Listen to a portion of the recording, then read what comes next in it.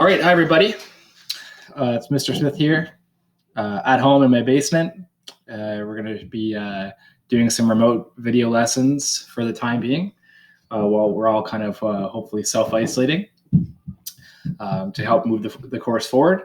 You might hear a little pounding of little feet. My sons are both home, 3 and 5, and so we're just going to roll with it. So if they come down and say hi, if they're making noise, it just is what it is, and we'll just make the best of it.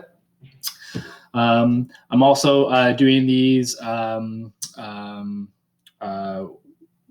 kind of limited for time. If I make a mistake or I have a little glitch, I'm not going to restart the video. We're just going to deal with it. But we are going to move forward with our third unit, which is on what we call transcendental functions. So those are functions that you can't write in terms of polynomials, things like sine functions, cosine functions, exponential functions. I believe you can assume that we won't be following through with our tests for our previous unit. I would tell you guys not to worry about tests and your marks. There are ways to get you guys a mark for the semester for your university programs. Based on what we did before the break, earlier courses, talking with all your teachers and guidance and just knowing what you need, we will make it work. So you shouldn't stress about that. The purpose of doing these remote lessons, besides like keeping everybody busy and sane and feeling productive, is actually just make sure you have all the learning you need moving forward, regardless of whether we get back in the classroom soon or not. All right, so all that said, let's get going with today's lesson. So today we're talking about the derivative of the sine and cosine function. So here is, move this down a little bit. Can I shrink this? I can. I'm putting the webcam in today. Just I know you guys missed me. It's just a little feel of personal interaction there. I might remove it later. Who knows? But let's move forward here. Okay, so I've graphed there the basic sine function, and you guys learned about that in your grade 11 course. You probably did some more work on it in your grade 12 course. But there are some properties of the basic sine function that's just want to maybe point out and review with you guys. So first of all, the sine function starts at 0, 0, reaches a max at 0, 1.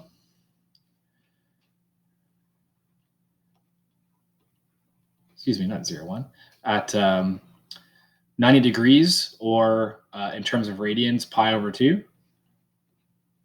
Pi over 2 radians 1. Comes back, hits the axis at 180 degrees, or pi radians. Reaches a local minimum, its first one, at 270 degrees, which is 3 pi over 2 radians. And then comes back at 2 pi, or 360 degrees, with another x-intercept. And the sine function is periodic. The period of the sine function, you guys learned in grade 11, was 360 degrees. As you did work with radians in grade 12, you said that's equal to 2 pi radians. The sine function repeats every 360 degrees. So that means the derivative of the sine function should also be periodic, with a period of 360 degrees, or 2 pi radians, right? Because the derivative represents the slopes of tangent lines. If the actual physical graph is repeating, then the derivative should also be periodic and repeat as well. So that's our first clue, is that, if for whatever the derivative of the sine function is, the derivative of f at x equals sine x is periodic, with period 360 degrees.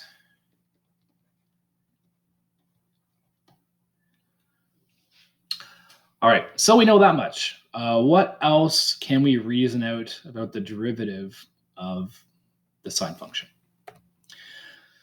Well, let's look at when the derivative is 0. Look at those local max and mins. So at the first local max at pi over 2, we have a horizontal tangent. So whatever the derivative is, we know that the derivative at 90 degrees or pi over 2 is equal to 0. And the same thing here, the derivative at 3 pi over 2 equals 0. And the derivative at add 2 pi more to pi over 2 at 5 pi over 2 equals 0.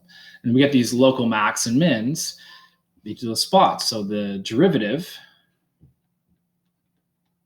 f prime x will be 0 at, I'll say this, x equals pi over 2. So that's pi over 2 and 90 degrees. And then every 180 degrees, or every pi radians, it's going to be 0 again, right? Because you go from local max to local min to local max. So I'll just say this. I'll say plus pi times k, where k is just some integer. Not sure if you guys have seen R is a symbol for real numbers. Z is a symbol for integers. So anyway, you just have these infinitely many spots where you have a local max or min, and they just happen every 180 degrees or every pi radians, with the first one being at pi over 2. Lastly, if we look at the graph of sine function, think, when is the derivative going to be a max and a min? Like, when is the slope of the tangent line the steepest?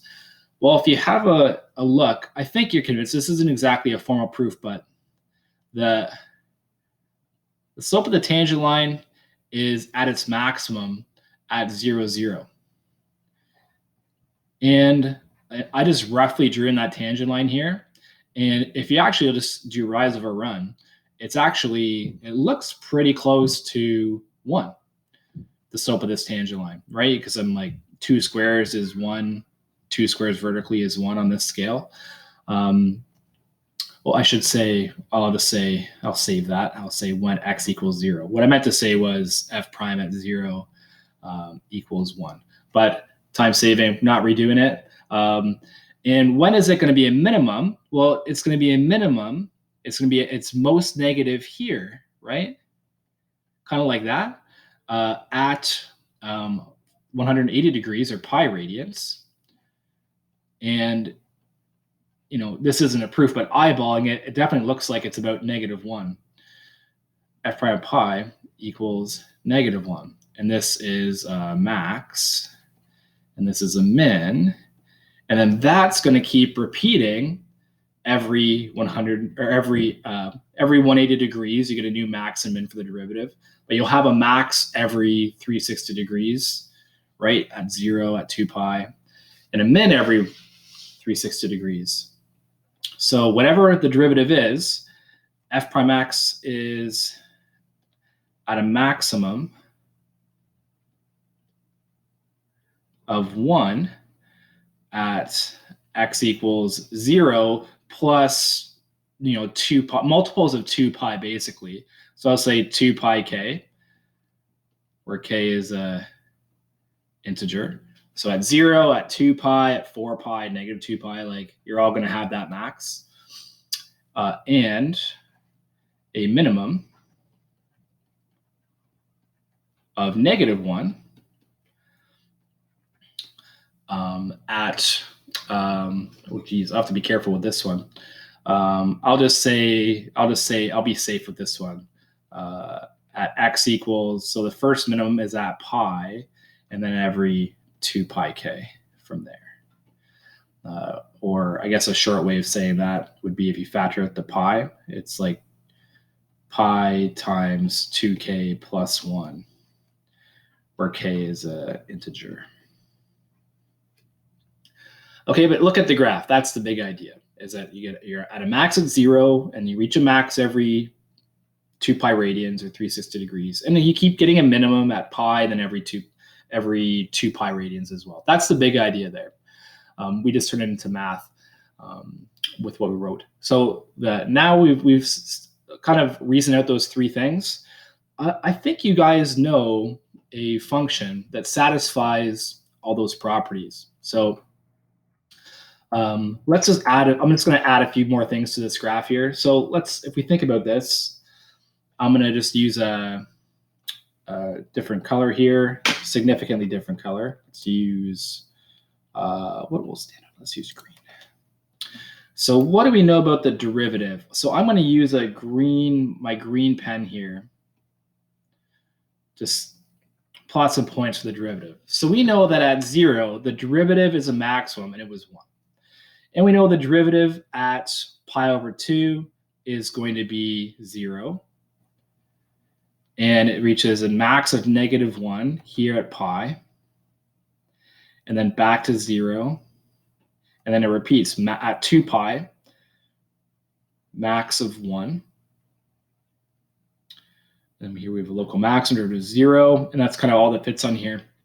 So you can see, it's periodic. And if I trace those together with a relatively smooth curve, that didn't work out too bad. Something like that for now. That's what the graph of the derivative of sine x would look like. And hopefully everybody here recognizes that function. That's the cosine function. It's the same shape as the sine function, just shifted by pi over 2 radians to the left, or 90 degrees to the left. That's just the cosine function. The derivative of sine x is cosine x, which is actually, really cool. After talking it through, it seems like a good fit, very intuitive. But yeah, coming into today, that was definitely not obvious. But it's cool how that works out. So that's your really big learning for today. The derivative of sine x is cosine x. Now we're going to do some things with that. I also want to show you when I can prove derivatives. So this is not going to be, you guys don't have to reproduce this. It's just for your general interest sake. If you want to fast forward and not actually copy this down, that's totally fine. We definitely won't be offended. So we're going to use first principles to show this. So let me walk through with you guys. I'm going to switch back to my navy blue.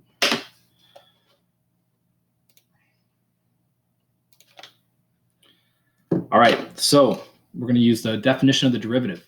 So the derivative, so of course we're using sine x here. So the f at x equals sine x. The derivative is f at x plus h, which in this case will be the sine of x plus h, minus f at x, which is in this case just sine x, all over h. Oh geez, almost did the cardinal sin there and forgot my limit sign. Jeez Louise. So the limit is h approaches 0 of f at x plus h minus f at x over h. And we've replaced f at x with sine x.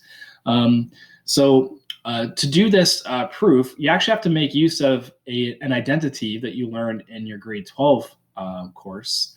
One of these double angle identities, that the sine of a plus b, you can actually write that in terms of sines and cosines.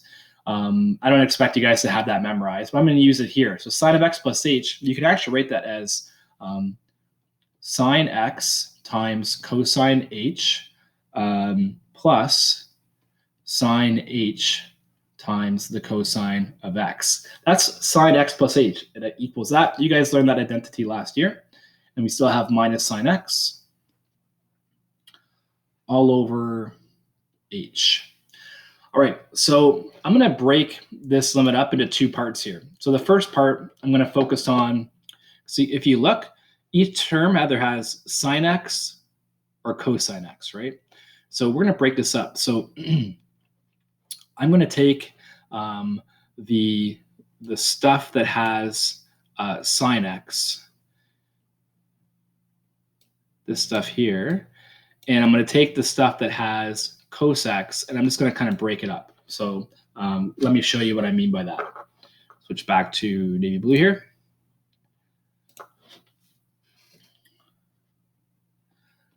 So I'm going to focus on this bit first. So because this limit is in terms of h, cosine x really is like a constant, has nothing to do with the limit. So I can actually factor it out.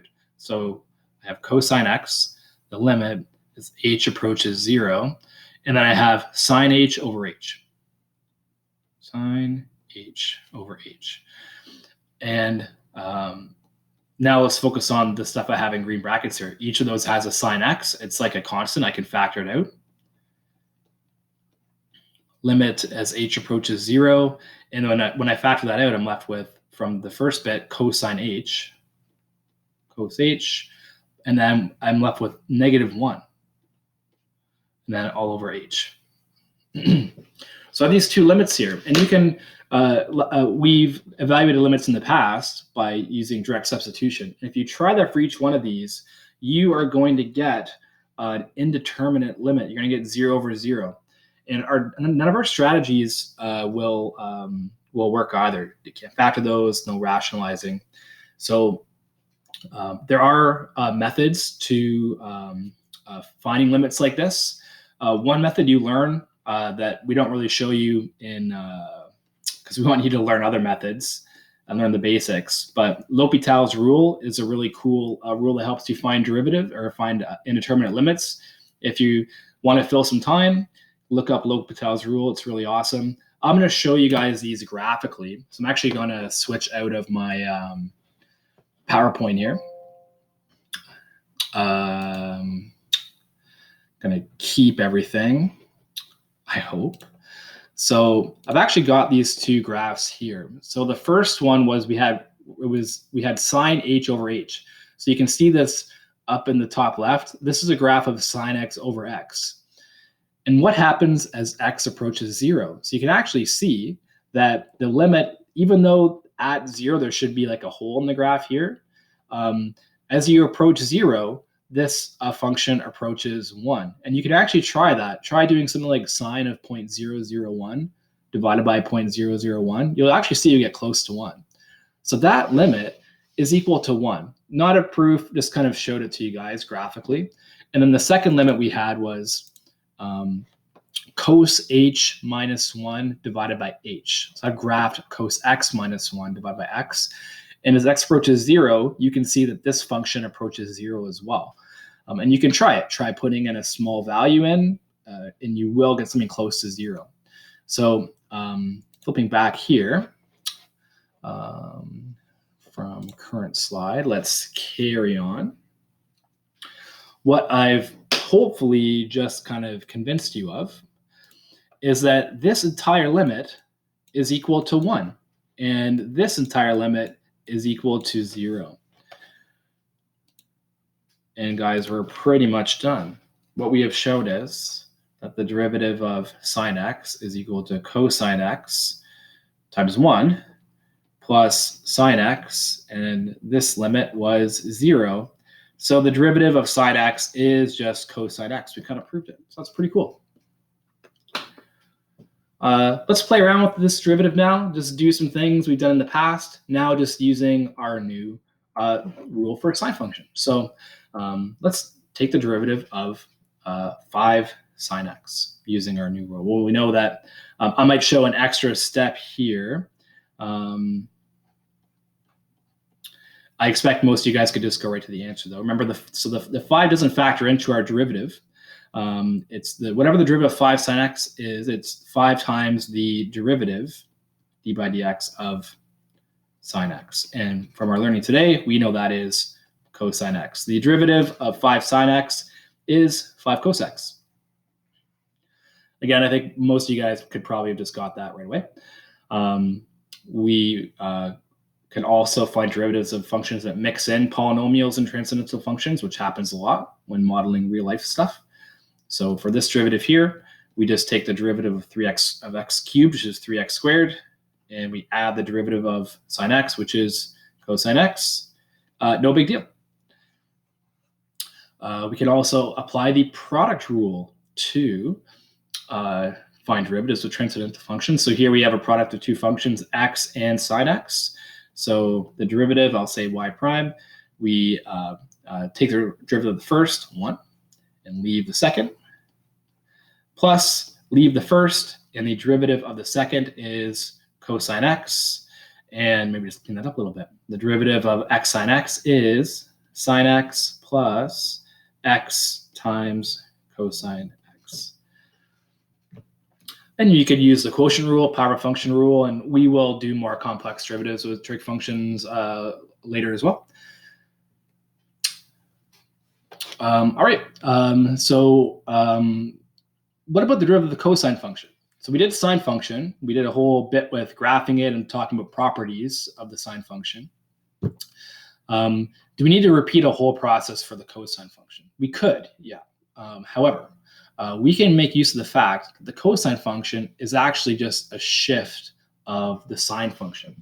So the cosine function, I can actually write it in terms of a sine function. And this is something you guys learned in grade 11 and 12 courses, is that any sine function, you can write it as a cosine function as well. The cosine function is just the sine function picked up and shifted by 90 degrees. So I'm just going to use 90 degrees there. You could use pi over 2. It doesn't really matter too much for this one. So we know actually how to differentiate that. So f prime x, the derivative of sine x plus 90 is just the cosine of x plus 90. And this is kind of like a chain rule question, but like the derivative of the inside is just 1. So that's actually it. The derivative of cosine x is cosine x plus 90. There is actually a kind of a simpler way to write that derivative. So I'm just going to show it to you right now. So your basic cosine function looks like that. And I'm just going to switch colors, and I'm just going to shift that to the left 90 degrees, because that's what cosine x plus 90 would look like. If you shift everything to the left 90 degrees, where is my pen? There it is, way down there. This will be here, this max will be here, this will be somewhat here. So if you shift everything left 90 degrees, you get a graph that looks like that. Not perfect, but that's actually just the flip or the reflection of the sine function. That's actually just equal to negative sine x. So that's the derivative of cosine x. So we just kind of reasoned it out using the derivative of sine x. If f of x equals cosine x, the derivative is not sine x, it's negative sine x. And we just used all the things we've been doing today to determine that. So we didn't have to do a big song and dance. There it is. So those are the two derivatives you guys need to know after today. The derivative of sine x is cosine x, and the derivative of cosine x is negative sine x. So we're going to just play around a little bit more with those.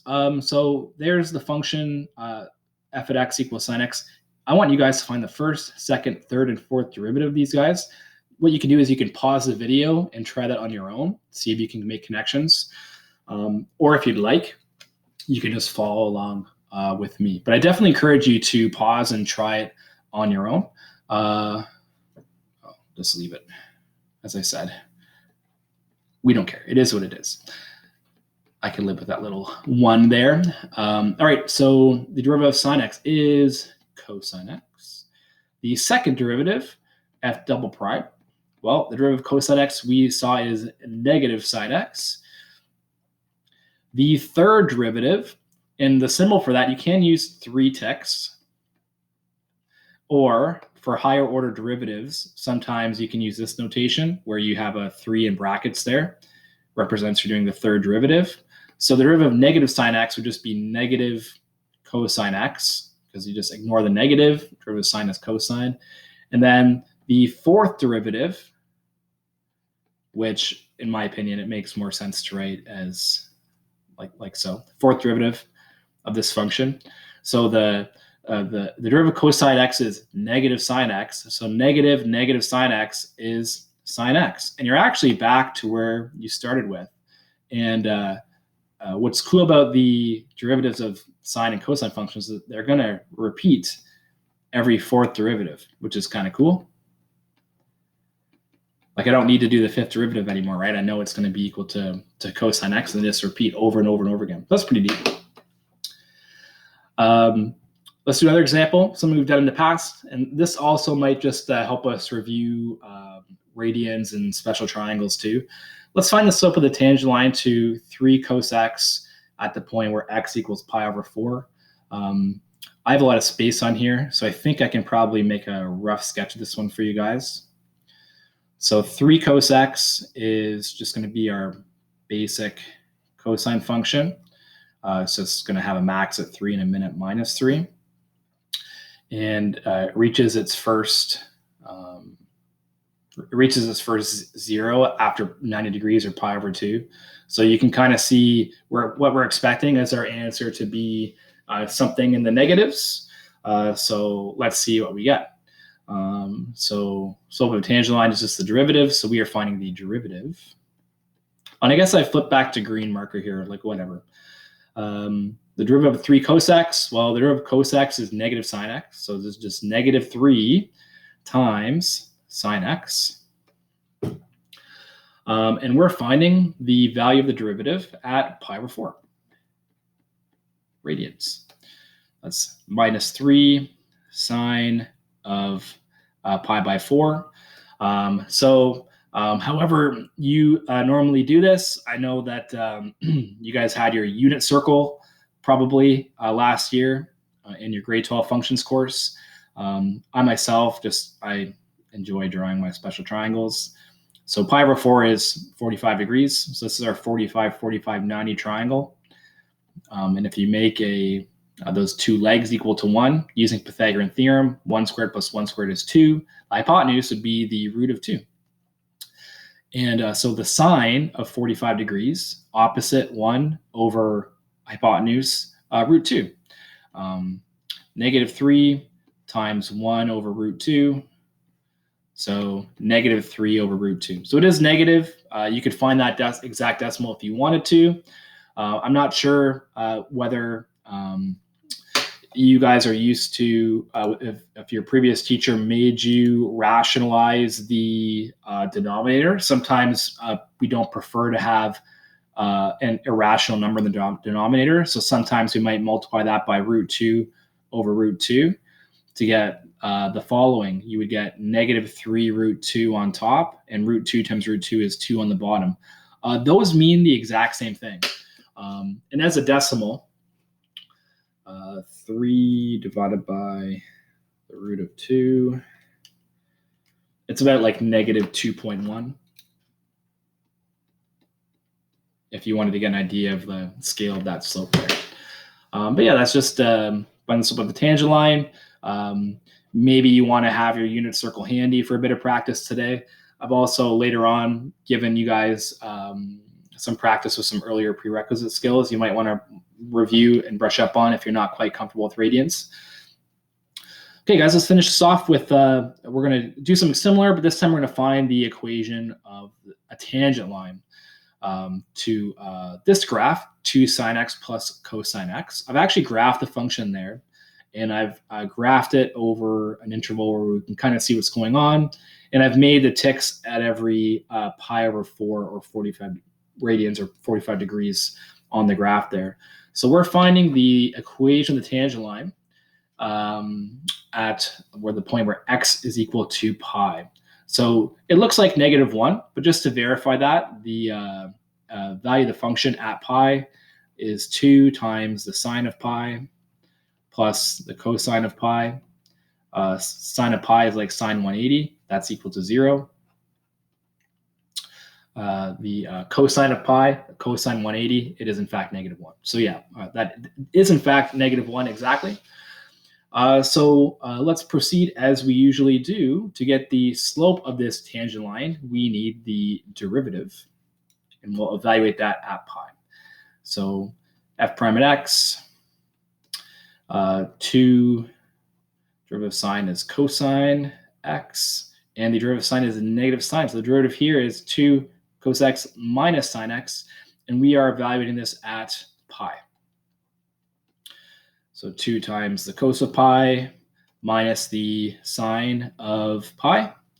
And the sine of pi is 0, and the cos of pi is negative 1. 2 times negative 1 is negative 2.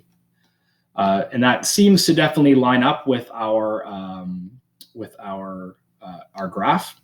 And so we know the equation of our tangent line is going to be, I just put positive, it's -2, is -2x plus b. Let's find the y-intercept by plugging in our point of tangency. We know that y is 1 when x is equal to pi. All right, so I'll squeeze this in here. So rearranging for b is equal to exactly 1 plus 2 pi, right? So that's like approximately 7.28. And if you use your graph, you can verify that that's like it kind of does check out. You know, if you go, well, it's going to be hard to graph. But you can kind of just, if you just estimate this tangent line and slope there, it definitely seems like that's pretty reasonable. So the equation of our tangent line, you know, exactly looks like this. The equation of this tangent line is -2x plus the y-intercept 1 plus 2 pi. And you can't simplify that any further. We can't mash together 1 and 2 pi. If you would like an approximate value to give you just an idea, I'll just say the equation of the tangent line is approximately -2x plus 2 pi is 6.28 plus 7.28. I can tell you if you're looking at the solutions to any resource, they'll have the exact values. This guy right here. All right, guys, hope you enjoyed our first video lesson. I have posted, like I usually do, like just the practice we do in class. I've posted some suggested practice for you guys here. Hopefully you do some and just kind of get comfortable with the material. But obviously, I won't be checking homework or anything. And, I'm not sure when we'll be back in school. So it's fairly unreasonable to expect that I'd be would have to test you guys on this stuff, right away without actually doing some stuff like one-on-one, face-to-face. So I would just encourage you to practice, get on a Discord group with your friends, whatever program allows you to put, you can have everybody on the screen and share your work and stuff like that. Would help fill the time, would help you stay motivated and productive, because you just can't sit and play Hearthstone all day, right? Like I would tend to do sometimes.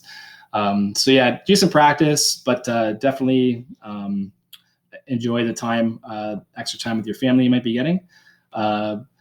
Please listen to medical professionals, isolate, social distancing. We all want to get back to school as soon as we can.